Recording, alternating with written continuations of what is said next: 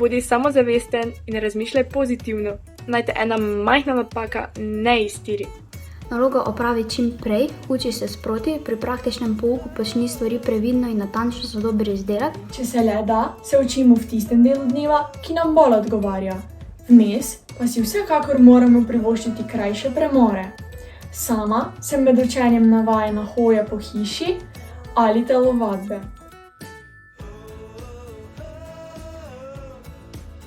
Radi morate imeti delo z ljudmi.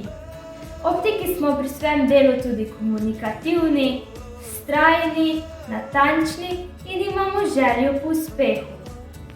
Da postaneš uspešen optik, se moraš truditi, da delo dobro in kvalitetno opravljaš.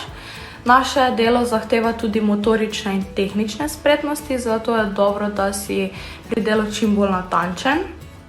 Uspešen optik mora biti iznajdljiv. Uspešen optik mora biti samozavesten. Uspešen optik mora imeti dobre ročne spretnosti in biti zmeraj poln idej. Komunikativnost, ker je v poklicu tehnik optik zelo veliko komunikacije z strankami. Seveda se tega naučimo tudi veliko v šoli.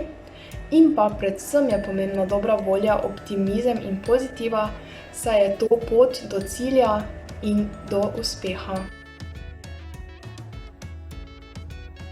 Zanimanje za očala sem kazala že v otroštvu. Ko sedaj brskam po otroški fotografiji, sem na vsaki sliki z drugačnimi očali. Vedno sem jih rada nosila in se rada razgledovala po izložbah z očali. Vedno sem bila tudi kritična do izbire očal, materialov in izgleda. Upam, da se vidimo. Adijo!